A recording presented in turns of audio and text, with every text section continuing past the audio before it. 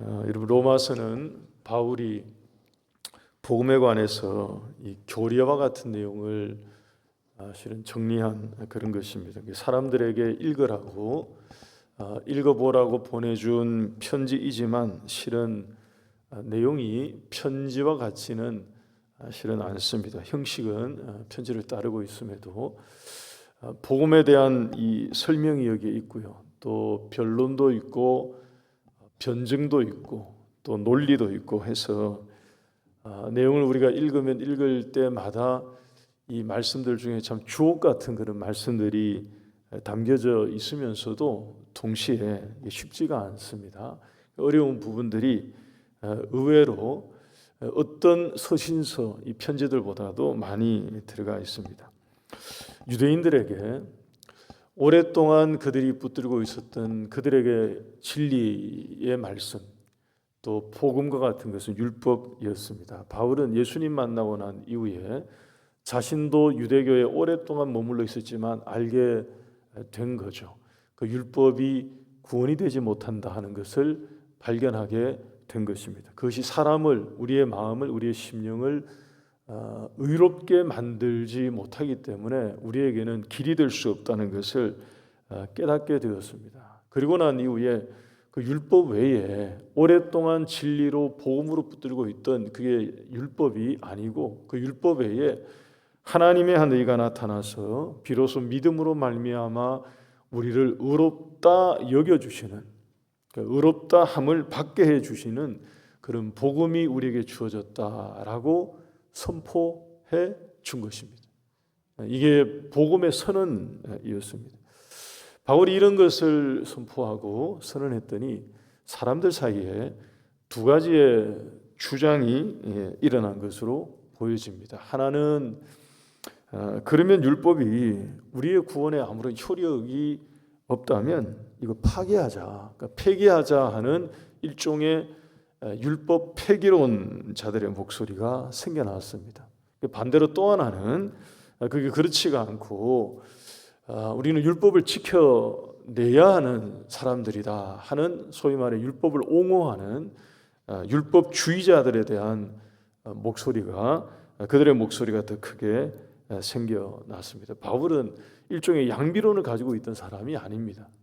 양비론을 가지고 이 두 극단에 대해서 둘 다 잘못됐다 하는 것을 바울은 실은 말하고 싶은 게 전혀 아니고요. 처음부터 바울의 관심은 복음에 대한 바른 이해였습니다. 하나님이 우리에게 주신 복음이 무엇이고 그 복음 안에서 우리는 율법을 어떻게 이해하는 것이 맞는 것이고 하는 이 복음에 대한 바른 가르침, 이게 바울의 주된 관심이었습니다. 그래서 그것을 이제 말하기 시작합니다. 앞에서도 말했습니다만 이 7장에서 한 번 더 다시 다른 표현으로 우리에게 들려주고 있습니다. 1절과 2절을 보시면 먼저 율법을 옹호하는 율법주의자들에게 당시에 있던 결혼 제도를 율법에 비유하면서 설명을 합니다. 1절을 보십시오. 형제들아, 내가 법 아는 자들에게 말하노니 너희는 그 법이 사람이 살 동안만 그를 주관하는 줄 알지 못하느냐. 남편 있는 여인이 그 남편 생전에는 살아있을 때는 법으로 그에게 매인 바 되지만 만일 그 남편이 죽으면 남편의 법에서 벗어난다고 말합니다. 바로 그것처럼 이와 같이 율법에 매여 있다가 얽매여 있다가 그것에 대해서 죽은 자와 같이 이제 된 우리는 풀렸다는 것입니다. 이제는 자유하게 되었다 하는 거죠. 그 대신에 4절을 보십시오. 이어서 4절 말씀 보시면 그러므로 내 형제들아 너희도 그리스도의 몸으로 말미암아 율법에 대하여 죽임을 당하였으니, 이제 이 말씀이 그 말씀이죠. 이는 다르니 곧 죽은 자 가운데서 살아나신 이에게로 가서 우리가 하나님을 위하여 열매를 맺게 하려 함이라. 바로 이것입니다. 그러니까 율법에 얽매여 있던 것이 이제 풀어졌고 이제는 예수님에게 연합하게 되었다는 것입니다. 그러니까 이전에는 율법의 법으로 묶여 있었는데 이제는 그것이 아니고 새로운 연합이죠. 예수님에게 연결되고 연합되어서 하나님을 위하여 열매를 맺는 새로운 신분으로, 새로운 위치로 우리가 달라졌음을 증언하고 있습니다. 그러니까 율법 이 주의자들에게 복음이 나타나서 우리에게 이 모든 것을 바꾸어 주셨다 하는 것을 알려줬습니다. 그리고 나서 이번에는 두 번째로, 율법에서 우리가 자유하게 되었으니 율법은 우리에게 무가치하고 무용하고 실은 필요 없고 그러니 파괴합시다 라고 말하는 사람들에 대해서 얘기를 합니다. 7절 말씀 보십시오. 함께 읽겠습니다. 7절 같이 읽습니다. 시작. 그런즉 우리가 무슨 말을 하리요? 율법이 죄냐? 그럴 수 없느니라. 율법으로 말미암지 않고는 내가 죄를 알지 못하였으니 곧 율법이 탐내지 말라 하지 아니하였더라 하면 내가 탐심을 알지 못하였으리라. 여러분, 바울이 설명하고 알려주는 이 내용 통해서 우리가 율법의 기능과 역할에 대해서 몇 가지로 좀 정리해 두십시다. 여러분 적으시는 분들은 요 몇 가지 좀 적어 놓으시면 좋겠습니다. 첫 번째로, 율법은 여러분 죄가 아니고 죄가 무엇인지 우리에게 알게 합니다. 그러니까 어떤 유들이, 어떤 종류들이, 어떤 행동이, 어떤 것이 하나님 앞에 죄가 되는지, 율법 때문에 그 율법이 우리에게 실은 가르쳐 주고 있는 것입니다. 두 번째는 율법이 우리 속에 있는, 그러니까 저와 여러분들의 마음 속에 있는, 우리의 삶 속에 있는 죄를 고발하는 역할을 합니다. 그 죄가 죄로 드러나게 실은 만드는 거죠. 다른 말로 하면 죄책감이라고 하는 것입니다. 7절 하반절 말씀 보시면 율법이 탐내지 말라 하지 아니하였으면, 않았으면 내가 탐심을 알지 못했을 거라고 말합니다. 이게 무슨 뜻이냐 하면 율법에 조항이 있어서 죄가 어떤 것인지, 그러니까 죄가 무엇인지 1번도 알았지만 그 죄가 다른 사람에게 있는 게 아니라 그 죄가 내 마음속에 있다는 것도 율법 때문에 알게 된 거예요. 그러니까 우리의 죄를 고발하는 것입니다. 드러나게 만드는 것입니다. 탐심을 갖지 말라라는 율법을 알고 난 다음에 보니까 그 탐심이 내 속에 있는, 내가 그 탐심을 품고 있는, 내가 죄인이구나 하는 것을 만드는, 알게 하는, 깨닫게 하는, 이게 율법의 기능입니다. 어떤 점에서 순기능이죠. 이게 필요하다 하는 것입니다. 그래서 세 번째는, 그래서 결국에 율법은 우리를 사망으로 끌고 가게 만든다 하는 것이 바울의 설명입니다. 10절 말씀 보십시오. 생명에 이르게 할 그 계명이 내게 대하여 도리어 사망에 이르게 하는 것이 되었다라고 말합니다. 여러분, 이게 전곡을 찌르는 거거든요. 율법의 잘못이 아닙니다. 바울은 이 로마서를 통해서 실은 우리에게 오해할 만한 것을 오해하지 않도록 명확하게 가르쳐 주는 게 있습니다. 원래 율법은 여러분 하나님이 우리에게 그것으로 생명을 발견하라고 주신 게 맞아요. 그것을 통해서 생명의 길을 찾아가라고 주신 게 맞습니다. 원래 하나님이 율법을 우리에게 그런 목적으로 주신 거예요. 율법은 흠이 있는 게 아닙니다, 여러분. 율법은 죄가 되는 게 아니고 율법은 율법 자체가 약한 것도 아니에요. 하나님이 온전한 말씀을 우리에게 실은 주신 거예요. 12절 말씀 보십시오. 거기에도 있죠. 12절에 율법은 거룩하고 의로운 것이라고 했습니다. 우리 사람이 그 율법의 요구를 이룰 수가 없는 거예요. 율법은 온전하고 의롭고 거룩하고 약하지 않은데 우리 사람이 그 율법의 요구를 당해낼 수가 없는 거죠. 예수님이 우리에게 필요한 이유가 바로 이것 때문입니다. 이러한 율법의 기능과 역할 때문에 실은 예수님이 필요한 거예요. 죄가 무엇인지 알았습니다. 그리고 그 죄가 다른 사람이 아니라 내 속에 있다는 것을, 우리 속에 있다는 것도 깨닫게 되었어요. 이것을 알고 난 다음에 보니까 결국에는 그 죄의 결과가 사망에 이르게 되고, 그러니까 율법 때문에 결국에 우리가 사망에 가게 된다는 것을 같이 발견하게 된 것입니다. 그래서 그 다음에 나오는 것이 우리가 율법으로는 그래서 안 되는구나. 우리에게 구원자가 필요하구나. 정말로 우리를 살려줄 수 있는, 우리를 구원해 내실 수 있는 다른 분이 필요하구나 하는 것을 깨닫게 된 것입니다. 우리에게 율법 외에 그야말로 하나님이 우리에게 허락하시는 구세주가 필요하다는 것이 율법의 역할과 이 기능 때문에 오히려 더 알게 된 것입니다. 이게 바울이 로마서에서 말하는 복음 안에서 율법에 대한 바른 이해인 거예요. 사람들이 여기에 혼선이 있고 또 잘못된 오해가 있고 하니까 바울이 이것을 우리에게 설명해 주고 알려준 것입니다. 그래서 여러분 갈라디아서 3장 24절 말씀 보게 되면 율법이 우리를 예수님께로 인도하는 초등교사가 되어서 믿음으로 의롭다함을 얻는 복음에 이르게 한다고 얘기한 것입니다. 율법의 이런 기능과 역할 때문에 결국엔 우리에게는 복음이 필요하구나, 예수님이 필요하구나. 율법이 우리에게 생명의 길을 보여주기는 했지만 생명의 길로 가게 만들지는 못하니까 우리에게는 예수님이 필요합니다 하는 고백을 하게 만드는 것입니다. 여러분, 우리 모두에게는 예수님만이 구원이 되는 줄 믿습니다.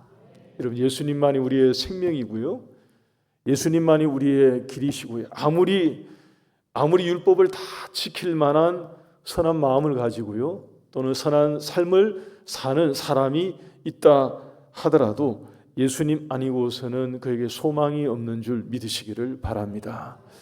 여러분, 가족들 중에 또는 이웃들 가운데에 함께 일하는 동료들, 지인들 가운데 가끔 우리가 그런 경우를 보기도 하고 또 그런 고백을 하기도 하지 않습니까? 교회를 다니는 나보다 훨씬 더 선한 사람, 우리 주변에 있는 것을 볼 때가 있지 않습니까? 법 없이 살 것 같은 착한 사람, 선한 심성을 가지고 있는 사람들도 많이 있습니다. 바울이 로마서를 통해서 가르쳐주고 있는 이 복음에 대한 가르침을 우리는 놓치지 않아야 합니다. 아무리 훌륭한 삶을 살아내고 있는 사람이 있다 하더라도 그 가운데 예수님이 없으면, 예수님이 아니고서는 생명을 얻지 못하고 구원을 얻지 못하는 것을 우리가 분명히 알고 복음을 전하는 우리 모두가 될 수 있기를 바랍니다. 여러분, 예수님에게 나왔던 율법 다 지켰다고 그야말로 선한 삶을 살았다고 말했던 그 한 젊은이, 자부심이 있었고요, 실은 그렇게 살았던 것으로 보여집니다. 그러나 예수님을 따르지 못했기 때문에 그의 장래가 어떻게 되었는지 우리는 말씀을 통해 확인할 길이 없어요. 우리가 복음을 전해야 되는 이유가 바로 여기에 있습니다. 우리 같이 한번 따라 하십시다. 복음이 없는 괜찮은 삶보다 복음이 있는 십자가의 삶을 살겠습니다. 복음이 없는 괜찮은 삶보다 복음이 있는 십자가의 삶을 삽시다. 네, 우리에게 이게 필요합니다. 우리가 복음을 붙들고 살아야 될 이유가 바로 여기에 있습니다. 한 가지 더 말씀드립니다. 오늘 이 7장인데요, 내일 8장까지 가면 제가 첫 시간에 말씀드린 것으로 기억합니다. 로마서 전반부입니다. 1장부터 8장까지. 로마서 전반부는 복음에 대한 내용 설명이었는데, 우리가 복음으로 무장하고 또 생명의 복음을 가지고 우리의 마음을 채우고요, 복음이 없는 평탄한 삶보다 하나님 복음이 있는 고난의 길, 때로는 십자가의 길을 마다하지 않고 걸어가겠습니다 라고 우리가 결단을 해도 우리에게는 실존의 문제가 있습니다. 사도 바울이 실은 그것을 자기 자신을 들여다보면서 우리에게 고백해 주는 내용이 15절 이하의 말씀입니다. 여러분, 15절 한번 보십시오. 오늘 본문 15절, 내가 행하는 것을 내가 알지 못하나니 곧 내가 원하는 것은 행하지 아니하고 도리어 미워하는 것을 행함이라. 여러분, 바울은 로마서를 통해서 복음을 증언하고 있는 당사자입니다. 그러니까 누구보다 복음으로 무장해 있고, 그리고 마음이 복음으로 충만해 있고요, 복음에 대한 이해가 누구보다 가장 명확하고 하나님이 그에게 계시로 주신 것이고요, 그야말로 복음 그러면 바울을 얘기해야 되는 당사자이고 장본인입니다. 근데 그런 바울이 자기의 마음을, 자기의 속사람을, 자기의 마음 한가운데에 무엇이 있는지를 들여다보니까 두 마음이죠. 이게 두 가지의 마음이 서로 싸우고 있는 것을 보게 된 것입니다. 21절 보십시오. 본문 21절입니다. 그러므로 내가 한 법을 깨달았노니 곧 선을 행하기 원하는 나에게 악이 함께 있는 것이로다. 그러니까 선과 악이 함께 자기 마음속에 있어서 22절과 23절 우리 이어서 이 두 절은 같이 한번 읽겠습니다. 22절 23절 함께 읽습니다. 시작.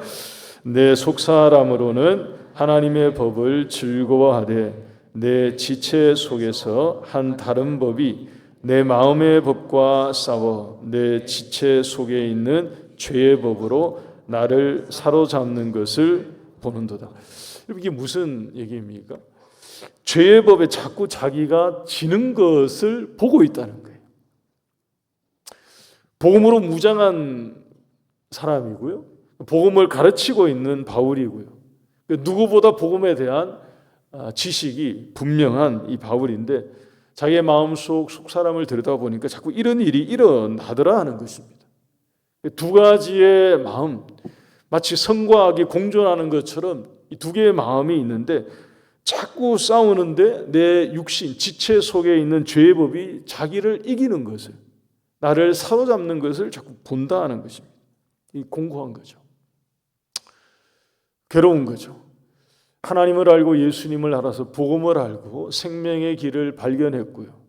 그래서 이 길이 생명입니다라고 가르치고 있는 이 바울의 마음속에 자기 자신도 때때로 이기지 못하는 실존을 보게 된 것입니다. 그래서 자기를 가리켜서 오라 나는 공고한 사람입니다. 누가 이 사망의 몸에서 나를 건져낼 수 있겠는가라고 한탄하고 있는 이런 거죠. 여러분 이것은 우리 모두에게 이 자리에 계신 우리 모두에게 다 마찬가지일 것입니다. 이게 우리의 실존이고요. 이게 실존의 문제이고요. 이 땅을 살아가고 있는 우리 모두에게는 이게 어쩌면 딜레마와 같은 우리 한계일 수도 있습니다. 어떻게 살아야 하겠습니까? 25절 상반절 말씀 여러분 이 한 문장에서 도움을 받기 바랍니다. 바울이 이렇게 말합니다. 이 사망의 몸에서 누가 나를 건져내겠는가 라고 한탄하면서도 25절 상반절에 우리 주 예수 그리스도로 말미암아 하나님께 감사한다고 고백했습니다. 여러분 이 말의 의미는 두 개의 마음이 늘 충돌하듯 공고한 영혼을 내가 가지고 있지만 그럼에도 불구하고 예수님을 통하여서 하나님을 의지하며 살겠습니다 하는 고백이 여기에 담겨져 있는 줄 믿습니다. 이런 믿음으로 새롭게 되고 성령으로 변화된 이후에도 우리에게는 이 싸움이 늘 있습니다. 우리 마음속에는 이 싸움이 늘 있다고요. 영적으로 공고함, 때로는 공허함, 마음으로 하나님의 법을 붙들고 내가 기뻐하며 따라가야 되겠다 하는 결단과 결심과 함께 육신의 삶에는 우리에게 풀리지 않는 삶의 문제가 우리를 옥죄어올 때도 있습니다. 때로는 마치 두 가지의 마음이 내 마음 속에 함께 돌아가고 있으면서 자꾸 부딪히고 우리 마음속에 문제를 만들고요. 넘어지게 만들고 시험에 주저앉게 만드는 이런 일들이 있을 때에 오늘 이 25절 상반절의 이 말씀 우리가 기억할 수 있기 바랍니다. 이 말씀으로 새 힘을 얻는 우리 모두가 될 수 있기를 바랍니다. 우리 주 예수 그리스도로 말미암아 더욱 하나님께 감사하며 주님께 더 가까이 나아가고요. 하나님을 의지하며 이기며 살기 위해서 몸부림치는 오늘 하루가 되고 우리의 삶이 될 수 있기를 주의 이름으로 축복합니다. 우리 내일 이어서 말씀을 드리겠습니다. 우리 찬양하겠습니다.